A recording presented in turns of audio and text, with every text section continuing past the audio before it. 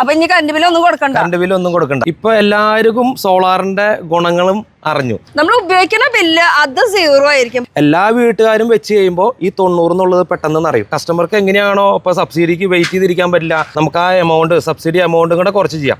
ഒന്ന് solar gas ലാഭിക്കാം. നമുക്കിപ്പോ കാറ് ബൈക്ക് ഇതൊക്കെ ഒന്നും ഇലക്ട്രിക് അല്ല. നമുക്ക് നോർമൽ ഒരു വീട്ടിലേക്കാണെങ്കിൽ എത്ര വേണ്ടി വരും ഉപയോഗിച്ച് തീർക്കണം. ഉപയോഗിച്ചാലേ ലാഭം ഉണ്ടാവും. ഇനി അടുത്ത പ്രാവശ്യം തൊട്ട് ബിൽ 0 ആയിട്ട് ഞാൻ യൂസ് ചെയ്യാൻ ഫുൾ ടൈം AC ഇട്ട് ഇങ്ങനെ ഇരിക്കാൻ. ഹായ് ഗായ്സ്, ഇന്നത്തെ ഒരു പുതിയ വീഡിയോയിലേക്ക് എല്ലാവർക്കും സ്വാഗതം. ഈ വീഡിയോന്റെ ഉദ്ദേശം എന്ന് പറയുമ്പോൾ നമുക്ക് എല്ലാവർക്കും ആവശ്യമുള്ള ഒരു സംഭവമാണ്. എനിക്കും ആവശ്യമുണ്ട്, നിങ്ങൾക്ക് ആവശ്യമുണ്ട്. എന്താണെന്നല്ലേ, കറണ്ട് എന്ന് പറയുമ്പോൾ കറണ്ട് ബില്ല് കൊടുത്ത് മടുത്തു. അപ്പം ഞാൻ വിചാരിച്ചു ഒരു സോളാർ വെക്കാന്നുള്ളത്. അപ്പോൾ സോളാർ വെക്കുമ്പോൾ എനിക്ക് കുറേ സംശയങ്ങളുണ്ടായിരുന്നു. അപ്പോൾ ആ ഒരു സംശയം ഈ ഒരു വീഡിയോ കൂടെ നിങ്ങളുടെ അടുത്തേക്ക് എത്തിക്കാമെന്ന് വിചാരിച്ചു. അപ്പോൾ നമ്മുടെ മുതലാളി അവിടെ ഇവിടുത്തെ പാനൽ വെച്ചുകൊണ്ടിരിക്കുകയാണ്. ജിജോ, ഹായ്, എന്താണ് വിശേഷം? സുഖാണ്, നല്ല വിശേഷം. അതെ, ഈ പാനൽ വെക്കുമ്പോ എനിക്ക് കുറെ സംശയങ്ങൾ ഉണ്ടായിരുന്നു. ഈ സംശയമൊക്കെ ഇപ്പൊ തീർത്തു എന്റെ. പക്ഷെ ഇനിയും കുറെ ആൾക്കാർക്ക് ഈ സംശയങ്ങളൊക്കെ ഉണ്ട്. കുറെ പേരൊക്കെ ഇപ്പൊ വെച്ച് കഴിഞ്ഞിട്ടുണ്ടാവും. അപ്പൊ ഈ സോളാർ വെക്കുന്നതിന്റെ മെയിൻ ഉദ്ദേശം എന്താ? മെയിൻ ഉദ്ദേശം എന്ന് പറഞ്ഞാൽ നമ്മുടെ എനർജി ചാർജ് കുറയ്ക്കാന്നുള്ളതാണ്. നമ്മുടെ വീട്ടിൽ വരുന്ന ബില്ല് 0 ആക്കാം. അത് നമുക്ക് സോളാർ വെച്ചിട്ട് പറ്റും. അപ്പൊ ഇനി കറണ്ട് ബില്ല് ഒന്നും കൊടുക്കണ്ട. അതെങ്ങനെയാ സാധിക്കണം? എനിക്ക് ആദ്യം ഒരു ഡൗട്ട് എന്ന് പറഞ്ഞാൽ എന്തായിരുന്നു അറിയാം. നമ്മൾ ഈ സോളാർ വെക്കുമ്പോൾ ഈ സോളാറിന്റെ പ്രൊഡക്ഷൻ നടക്കുമ്പോൾ കറണ്ട് ഗവൺമെന്റിന്റെ അല്ല ഉപയോഗിക്കണം. നമ്മൾ ഈ പ്രൊഡക്ഷൻ നമ്മുടെ ബാറ്ററിമേ കയറിയിട്ട് അങ്ങനെ നമ്മൾ യൂസ് ചെയ്യും. പക്ഷെ എന്റെ കണക്കൂട്ടിലൊക്കെ തെറ്റിച്ചുകൊണ്ട് ജിജോ കാര്യങ്ങൾ പറഞ്ഞ എങ്ങനെയാണെന്നുള്ളത്. ഇത് നമ്മൾ സോളാർ പാനൽ വെക്കുമ്പോൾ ഗ്രിഡാണ് വെക്കുന്നത്. ഓൺ ഗ്രിഡ് വെക്കുന്നത് നമുക്ക് എത്രയാണോ ഉപയോഗമുള്ളത് അതിനനുസരിച്ചുള്ള പാനൽ കയറ്റുക. ഇപ്പൊ ഇവിടെ കയറ്റിയേക്കുന്നത് 10 കിലോവാട്ടിന്റെ ആണ്. 10 കിലോവാട്ട് കയറ്റാന്ന് വെച്ചാൽ നമുക്ക് ഇലക്ട്രിക് സ്കൂട്ടറും വെഹിക്കിൾ കാറും യൂസ് ചെയ്യണം. അപ്പൊ അതുകൊണ്ട് കുറച്ച് കൂടുതൽ കയറ്റിയിട്ടുണ്ട്. കാരണം ഇനി രണ്ടാമത് പണിയേക്കാളും ഒറ്റയടിക്ക് തന്നെ പണിയുമ്പോൾ ഫുള്ളായിട്ട് തന്നെ 10 കിലോവാട്ടിന്റെ കയറ്റി. ഇനി കുറെ പേർക്ക് ഒരു സംശയം ഉണ്ടാവും. എല്ലാവരും പറഞ്ഞു 5 വെച്ചാൽ മതി, എന്തിനാ ഈ 10ന്റെ ഒക്കെ വെക്കണ, അതിന്റെ ആവശ്യം ഉണ്ടാ? എന്താണ് അത്? അതായത് വീട്ടിലെ കറണ്ട് ബില്ല് യൂണിറ്റിനെ ഡിപ്പെൻഡ് ചെയ്ത് വെച്ചാൽ മതി. 1 കിലോവാട്ടിന് 4 യൂണിറ്റ് എന്ന കണക്കാണ് വരുന്നത്. അപ്പൊ എത്ര യൂണിറ്റ് ഓരോ വീട്ടിലും ഉപയോഗമുണ്ടോ അതിനനുസരിച്ചുള്ള വെച്ചാൽ മതി. ഇവിടെ എന്ന് വെച്ച് കഴിഞ്ഞാൽ നമ്മൾ ഇലക്ട്രിക് സ്കൂട്ടർ വരുന്നുണ്ട്, ഇലക്ട്രിക് കാർ വരുന്നുണ്ട്. അപ്പോൾ ഇത് വരുമ്പോൾ രണ്ടാമത് റീവർക്ക് ഇവിടെ വീണ്ടും പണിയാൻ വരണം. അപ്പൊ അങ്ങനെ പണിയുമ്പോൾ നമുക്ക് നഷ്ടമായിരിക്കും. അതിനെ നമ്മൾ മുൻകൂട്ടി കണ്ടിട്ട് 10 കിലോവാട്ട് വെച്ചു എന്നുള്ളൂ.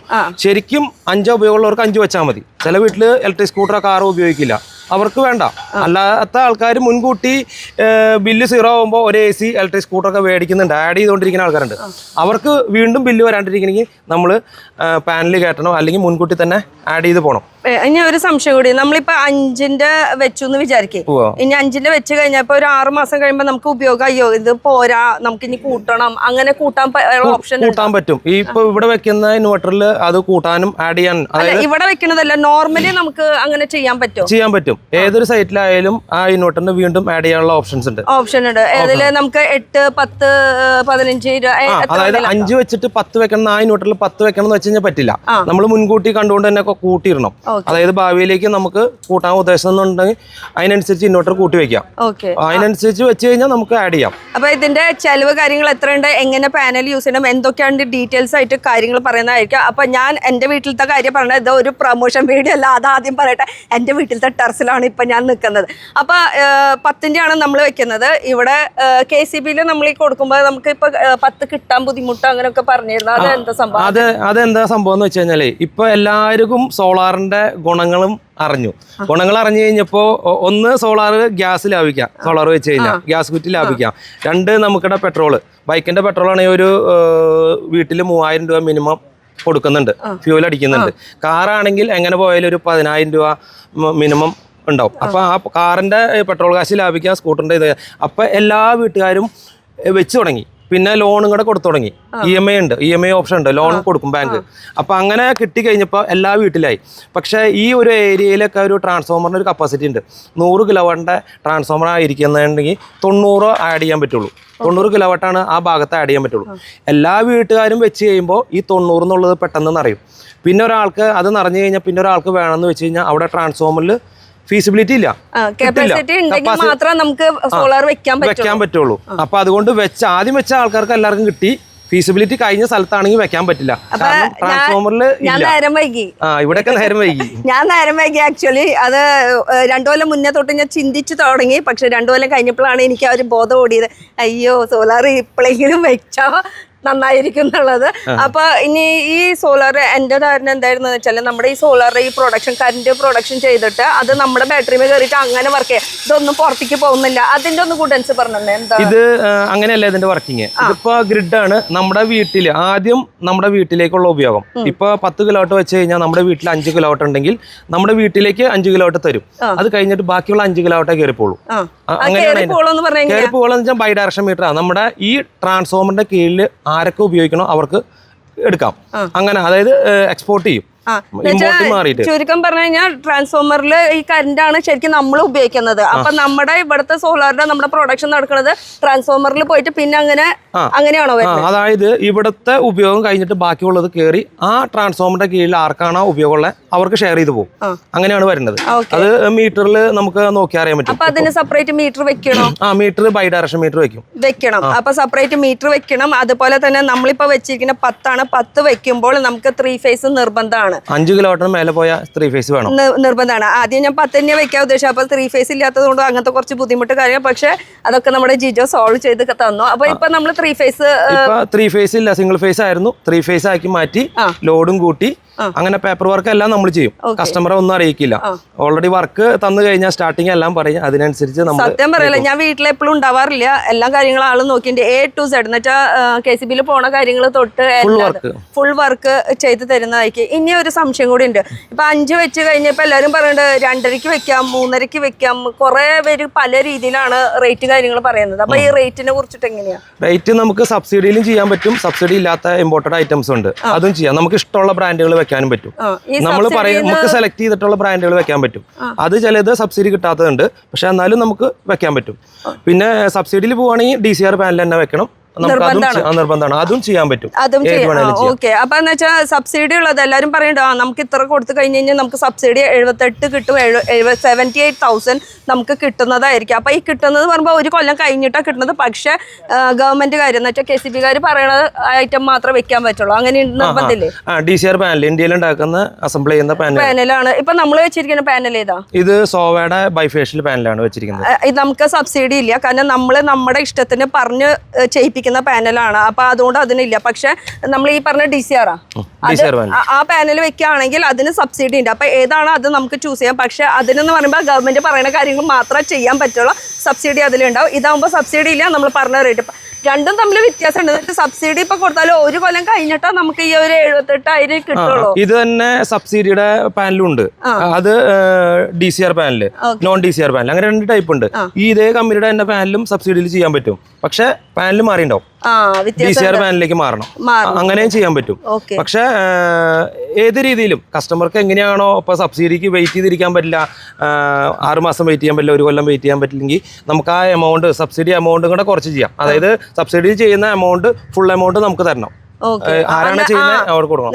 സബ്സിഡി എന്ന് പറയുമ്പോൾ ആദ്യമേ നമുക്കിപ്പോ ഒരു ഏകദേശം സബ്സിഡി കഴിഞ്ഞിട്ടുള്ള റേറ്റ് എന്ന് വെച്ചാൽ കഴിഞ്ഞിട്ടല്ല, സബ്സിഡി 78,000 കൂട്ടിയിട്ടുള്ള റേറ്റ് എത്ര വരാം? ഒരു ഇപ്പൊ 3:30 വെച്ചോ, 5 കിലോട്ട് വരണമെന്ന് വെച്ചോ, ആ 5 കിലോട്ടിന് 3:30 കസ്റ്റമർ പേ ചെയ്തിട്ട് വെക്കണം. ഓക്കെ. അപ്പൊ ആദ്യമേ ഫുൾ പേയ്മെന്റ് നിങ്ങൾക്ക് തരണം. അത് കഴിഞ്ഞിട്ട് പിന്നെ സബ്സിഡി 1 കൊല്ലം കഴിഞ്ഞിട്ട് ഗവൺമെന്റുകാരാണ് നമുക്ക് തരുന്നത്. 1 കൊല്ലം എന്നല്ല, എപ്പോഴാണോ തരണേ അപ്പോ. ചിലപ്പോ 1 കൊല്ലം കഴിഞ്ഞ് കിട്ടിയാ അപ്പൊ മേടിക്കാം, 1 മാസം കൊണ്ട് കിട്ടിയാ അപ്പൊ മേടിക്കാം. ഗവൺമെന്റിന്റെ കാര്യം ഒന്നും പറയാൻ പറ്റില്ല. നമുക്ക് പേപ്പർ വർക്ക് ചെയ്യാന്ന് പറയും മാത്രമേ ഉള്ളൂ. പേപ്പർ വർക്ക് ചെയ്യുന്ന പരിപാടി മാത്രമേ ഉള്ളൂ.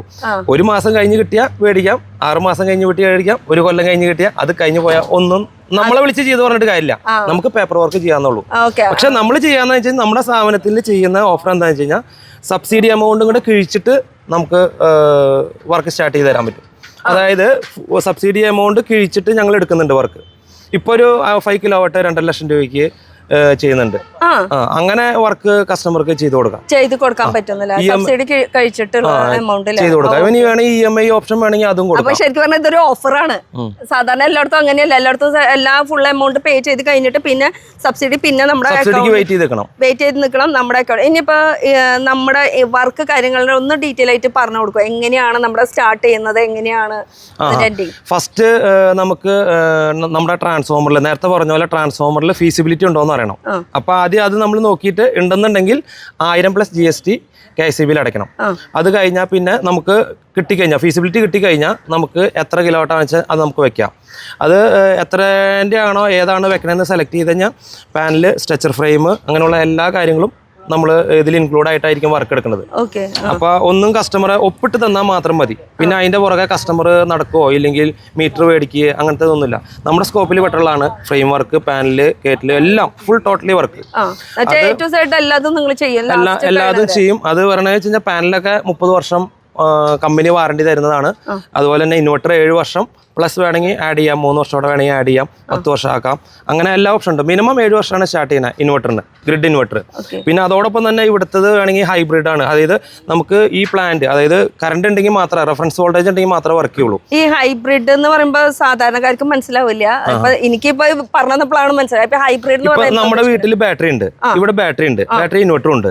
അതിനെ ഹൈബ്രിഡ് ആക്കാനുള്ള ഓപ്ഷൻ ഉണ്ട്, അതിന്റെ കൺട്രോളർ ഉണ്ട്. അപ്പൊ ഈ നമ്മുടെ ഇവിടുത്തെ ഓൺ ഗ്രിഡ് വർക്ക് ചെയ്യുന്നത് കറണ്ട് ഉണ്ടെങ്കിൽ മാത്രമേ വർക്ക് ചെയ്യുള്ളൂ.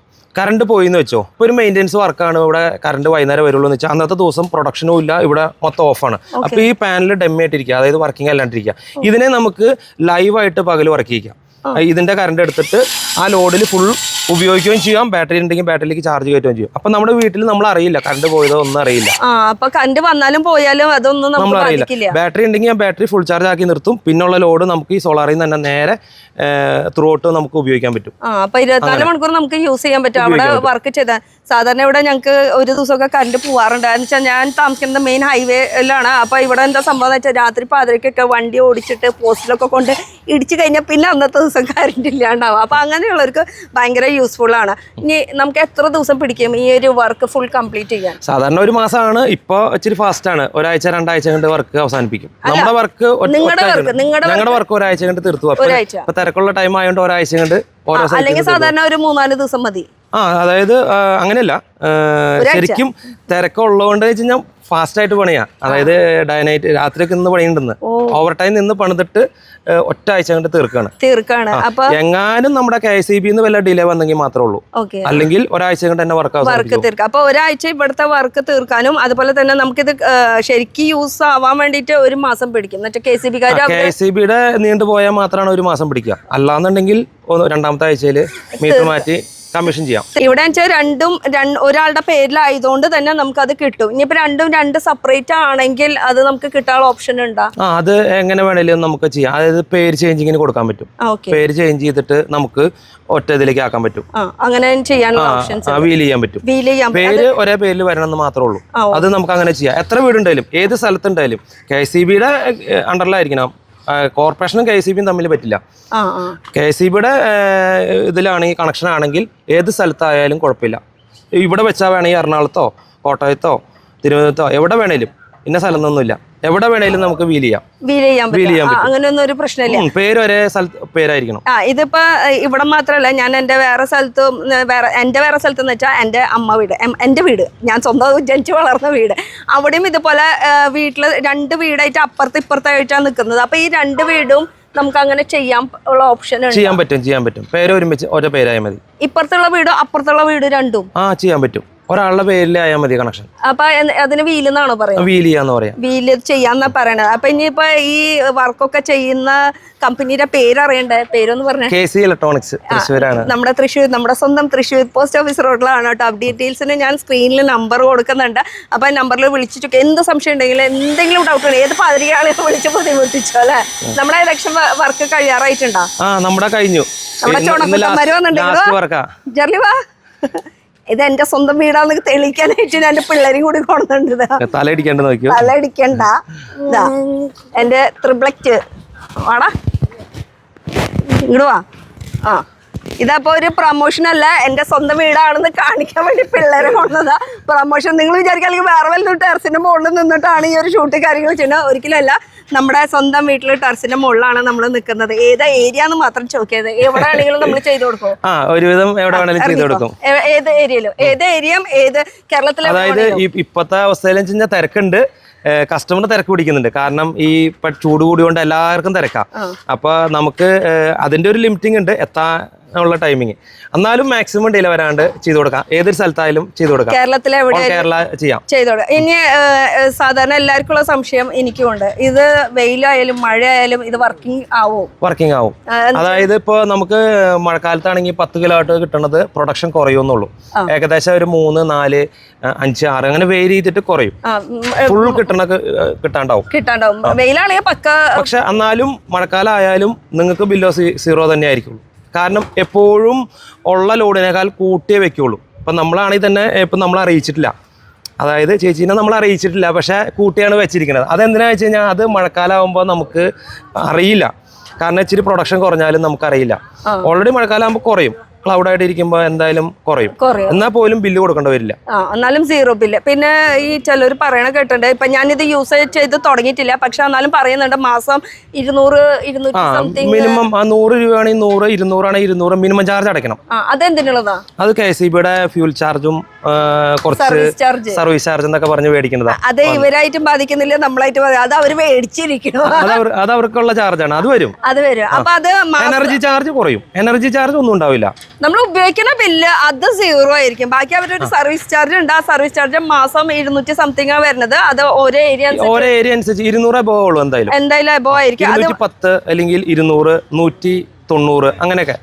അത് എല്ലാം മാസമാണ്. സാധാരണ നമുക്ക് കറണ്ട് ബില്ല് വരുമ്പോൾ നമുക്ക് 2 മാസം കൂടുമ്പോഴാണ് ഒരു കറണ്ട് ബില്ല് വരിക. പക്ഷെ ഇത് മാസം നമുക്ക് കൊടുത്തിരിക്കണം. അത് ഇതുമായിട്ട് ഒരു ബന്ധമില്ല കേട്ടോ. എന്തായാലും നമുക്ക് ഇനി ഫുൾ ടൈം AC ഇട്ട് നമുക്ക് AC ഇട്ട് ഉപയോഗിച്ചു. പക്ഷെ എനിക്ക് പറയാനുള്ളത് എന്താ വെച്ച് കഴിഞ്ഞാൽ 6 തൊട്ട് 10 വരെ കറണ്ടിന് ഷോർട്ടേജ് ഉള്ളതാണ്.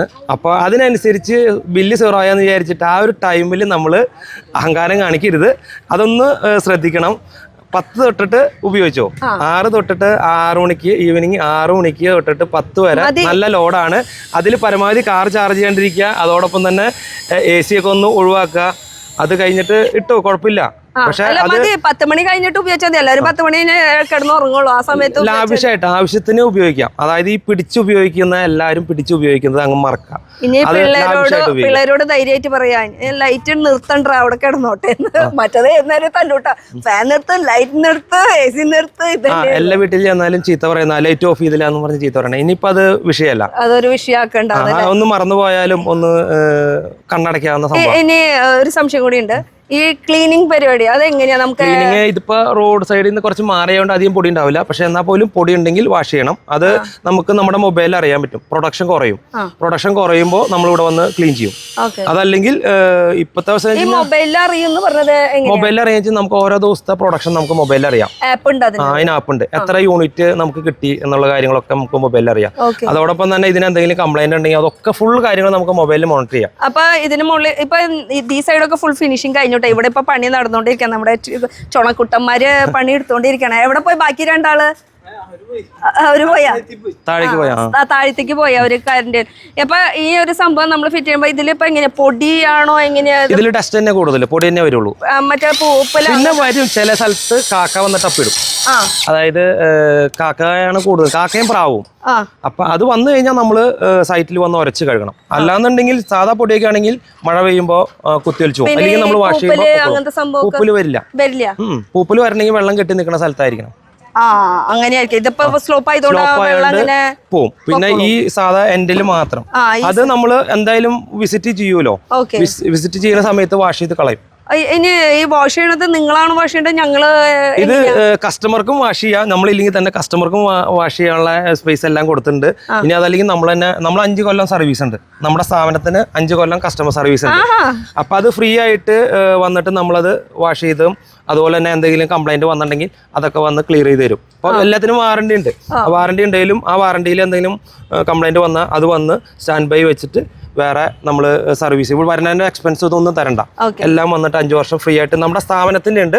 പിന്നെ ഓരോ പ്രോഡക്റ്റ്, പാനലാണെങ്കിൽ 30 വർഷം കമ്പനി തരുന്ന പ്രോഡക്റ്റ് സർവീസ് വാറണ്ടി ഉണ്ട്. പിന്നെ ഇൻവെർട്ടർ ആണെങ്കിൽ 7 വർഷം 7 വർഷം കമ്പനി തരുന്നുണ്ട്. എക്സ്റ്റെൻഡ് ചെയ്യുകയാണെങ്കിൽ 3 വർഷം കൂടെ എക്സ്റ്റെൻഡ് ചെയ്യാം. അപ്പോൾ 10 വർഷമായി. അത് നമ്മുടെ കൂടാണ്ട് 10 വർഷം അവരെ ഉണ്ട്. അപ്പോൾ ഈ രീതിയിലാണ് സർവീസ് പോണേ. 5, 7, 30. അപ്പൊ ശരിക്കും പറഞ്ഞാൽ ഒരു വൺ ടൈം എക്സ്പെൻസ് ആണ്, ജീവിതകാലം മൊത്തം 0 ബില്ലായിട്ട് ആസ്വദിച്ച് ഇങ്ങനെ കിടക്കാന്ന് അല്ലേ, വേറെ പ്രശ്നങ്ങളൊന്നുമില്ല. ഇനി ഒരു സംശയം കൂടിയും എങ്ങനെയാ വെച്ചാൽ നമുക്കിപ്പോ കാറ് ബൈക്ക് ഇതൊക്കെ ഒന്നും ഇലക്ട്രിക് അല്ല, നമുക്ക് നോർമൽ ഒരു വീട്ടിലേക്കാണെങ്കിൽ എത്ര വേണ്ടി വരും? അതായത് ഇപ്പൊ ഇവിടുത്തെ ആവറേജ് ഉപയോഗം എന്ന് പറയുന്നത് 6 കിലോവാട്ടാണ് ഈ വീട്ടിലേക്ക്. ശരിക്കും ശരാശരി നോക്കിയിട്ട് 6 കിലോവാട്ടാണ്. അപ്പൊ അത് നമ്മൾ വീൽ ചെയ്യാന്ന് പറഞ്ഞുകൊണ്ട് കൂട്ടി വെക്കണം. അടുത്ത വീട്ടിലേക്ക് റെന്റിന്റെ വീട്ടിലേക്ക് ഇങ്ങനെ വീൽ ചെയ്യാനാകുമ്പോ ഒരു 2000 വാട്ട് കൂട്ടി വെക്കണം. അപ്പൊ അങ്ങനെ കൂട്ടി വെച്ചു. അത് കഴിഞ്ഞിട്ട് പിന്നെ നമുക്ക് കാറും സ്കൂട്ടറും ഒക്കെ വരണോണ്ട് നമുക്ക് മിനിമം 10 വേണം. അപ്പൊ ആ രീതിയിലാണ് 10 ഇപ്പൊ ചെയ്തേക്കണത്. ഇവിടെ വേണമെങ്കിൽ ഇനിയും കൂട്ടാം. ഇനിയും കൂട്ടിയിട്ട്, അതായത് ചെയ്തു വെച്ചിട്ടുണ്ടെന്ന് ഓൾറെഡി കസ്റ്റമർ അത് ചേച്ചീനെ അറിയിച്ചില്ല, പക്ഷെ വേണമെങ്കിൽ പാനൽ മാത്രം ചേച്ചീനെ അറിയിച്ചില്ല എന്ന് പറഞ്ഞിട്ട് കാര്യം അതെച്ചാല് ഞങ്ങള് തമ്മിൽ നല്ല കൂട്ടാണ്, അതുകൊണ്ടാണ് എന്നെ അറിയിക്കാണ്ട് ആൾക്ക് ഞാൻ വിട്ടുകൊടുക്കണം എല്ലാതും. പക്ഷെ നിങ്ങളാണെങ്കിൽ നിങ്ങളെല്ലാം അറിയിച്ചിട്ട് തന്നെ ചെയ്യുള്ളൂ. കുറച്ചൊക്കെ ആണെങ്കിൽ നമുക്ക് കണ്ണടയ്ക്കാം, കുറച്ചൊക്കെ വരുന്നത് ഓൾറെഡി പറയും. കാരണം വെച്ച് കഴിഞ്ഞാൽ നമ്മള് കൂട്ടി വെക്കണതിനൊക്കെ ഒരു പരിമിതികളുണ്ട്.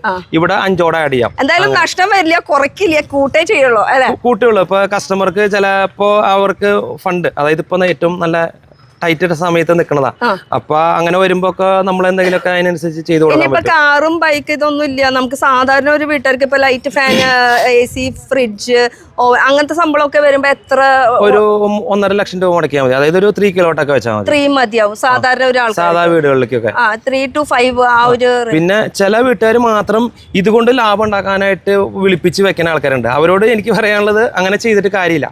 നമ്മള് വെച്ചിട്ട് ഉപയോഗിച്ച് ലാഭം കാണണം. അതായത് നമ്മുടെ വീട്ടിലേക്ക് AC ഇട്ടിട്ടും അല്ലെങ്കിൽ ബൈക്ക് ആക്കിയിട്ട് ഫ്യൂൽ ലാഭം കാണണം, ഗ്യാസ് ലാഭം കാണണം. അങ്ങനെ നമ്മൾ ലാഭം കാണാൻ നിൽക്കണം. ഉപയോഗിച്ചാലേ ലാഭം ഉണ്ടാവുക. KCBക്ക് കൊടുത്തു കഴിഞ്ഞാൽ അവർ പർച്ചേസ് ചെയ്യുന്ന എമൗണ്ടേ കിട്ടുള്ളൂ. അത് ചെറിയൊരു എമൗണ്ടാ. അപ്പൊ നമുക്കൊരു കൊല്ലത്തിലൊക്കെ ഒരു 10,000 രൂപ അല്ലെങ്കിൽ 20,000 രൂപ എന്ന് പറയുമ്പോൾ നമുക്ക് ഒരു ഫീൽ തോന്നില്ല. അത് നമ്മൾ കാറായിട്ട് അല്ലെങ്കിൽ പെട്രോളായിട്ട് കമ്പയർ ചെയ്ത് അല്ലെങ്കിൽ ഗ്യാസ് ആയിട്ട് കമ്പയർ ചെയ്ത് കഴിഞ്ഞാൽ നല്ലൊരു എമൗണ്ട് ആയിട്ട്. ശരിക്കും പറഞ്ഞാൽ KCB ഇങ്ങോട്ട് കിട്ടുന്നത് കൂടുതൽ, അങ്ങോട്ട് കൊടുക്കുമ്പോൾ കുറയുന്നു. അതായത് നമ്മൾക്ക് അവര് വാങ്ങിക്കുന്നത് എമൗണ്ട് പൈസ കുറവായിരിക്കും. അത് താരിഫ് വ്യത്യാസം വരും. അവർക്ക് അവിടെ ചേഞ്ച് വരുന്നതനുസരിച്ച് ഇവിടെ താരിഫ് വന്ന് മാറ്റം വരും. ഇനി ഇത് നമ്മളിപ്പോ ഈ പ്രൊഡക്ഷൻ എന്ന് പറയുമ്പോൾ അത് അവര് KCB-ക്കാര് മന്ത്ലി ആണോ നമ്മുടെ അക്കൗണ്ടിലേക്ക് ഇടുക, അല്ലെങ്കിൽ അല്ലല്ല, കൊല്ലത്തിൽ സെറ്റിൽമെന്റ് ഉള്ളൂ. ഒരു കൊല്ലത്തേക്കാണ്. അതൊരു ഡൗട്ട് എല്ലാവർക്കും ഉണ്ടായിരുന്നു. ഞാൻ വിചാരിച്ചു മന്ത്ലി ഇങ്ങനെ പൈസ അങ്ങോട്ട് അക്കൗണ്ടിലേക്ക് ഇങ്ങനെ കയറി. ഇല്ല, ഇതിപ്പോ നമുക്ക് ഈ ഒരു മാസം നല്ല പ്രൊഡക്ഷൻ ഉണ്ട്, അടുത്ത മാസം നമുക്ക് പ്രൊഡക്ഷൻ കുറഞ്ഞു, ഉപയോഗം കയറി കഴിഞ്ഞാൽ അത് അങ്ങോട്ടും കൂടെ അവർ സെറ്റ് ഓഫ് ചെയ്യും, ടാലിയാക്കും. അങ്ങനെ എന്നിട്ട് ഒരു കൊല്ലത്തില് സെറ്റിൽമെന്റ് ചെയ്യുള്ളൂ.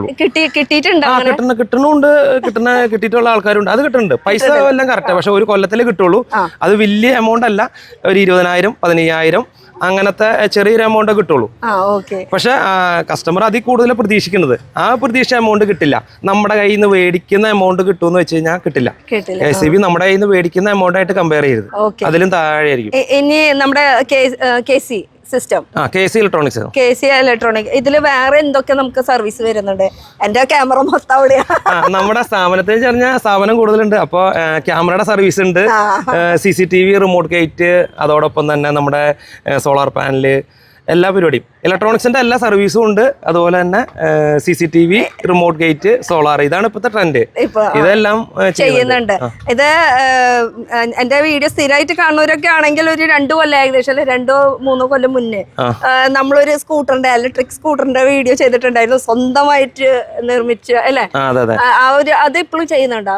അത് ഇപ്പൊ വിൻഡിന്റെ ആണ് ചെയ്യുന്നത്. ഇത് ഈ സോളാറിനോട് ആഡ് ചെയ്തിട്ട് വിൻഡും കൂടെ വെക്കാവുന്ന സ്ഥലത്ത്, കാറ്റുള്ള ഏരിയയിലേക്ക് വിൻഡും കൂടെ ആഡ് ചെയ്യാവുന്ന രീതിയിൽ ചെയ്യുന്നുണ്ട്. ഹൈബ്രിഡ് തന്നെ അത് വരുന്നുണ്ട്. സ്കൂട്ടർ നമുക്ക് സമയമില്ല, ഉള്ള ബിസിനസ് നോക്കേണ്ട സമയമില്ല. രാവിലെ 5 മണി 6 മണിക്കൊക്കെ വന്നിട്ടാണ് ഈ വർക്കുകളൊക്കെ. കാരണം വെച്ചാൽ വെയിൽ മൂത്ത് കഴിഞ്ഞാൽ പിന്നെ ഇത് അവർക്കും ബുദ്ധിമുട്ട്, അങ്ങനത്തെ കാര്യങ്ങൾ. അപ്പൊ ഇവിടെ ഞാൻ 2 കൊല്ലം മുന്നേ ഓൾറെഡി വീഡിയോ ചെയ്തിട്ടുണ്ട് സ്കൂട്ടറിന്റെ. അപ്പൊ അന്നേ തൊട്ടിട്ടുള്ള ഒരു കണക്ഷനാണ്. ഇപ്പൊ എന്തായാലും നമുക്ക് നല്ല രീതിയിലാണ് ചെയ്തു തന്നിരിക്കുന്നത്. ഞാൻ ഈ ഒരു സർവീസിൽ ഹാപ്പിയാണ്. അപ്പൊ ഇവർക്ക് കിട്ടുന്ന വെച്ചാൽ ക്യാമറ ആദ്യം എന്നൊക്കെ പറഞ്ഞാൽ ഇലക്ട്രോണിക് ആയിട്ടുള്ള എന്തായിട്ടെന്ന് വെച്ചാൽ എന്റെ ക്യാമറ ഒരുവിധം നമ്മൾ ഷൂട്ടുകാരികൾക്ക് പറഞ്ഞാൽ ക്യാമറയ്ക്ക് എന്തെങ്കിലും കംപ്ലൈന്റ് ഒക്കെ വരുമ്പോൾ ഇതൊന്ന് ശരിയാക്കി തന്ന ആള് റെഡിയാണ്, എല്ലാ കാര്യങ്ങളും ശരിയാക്കി തരാം.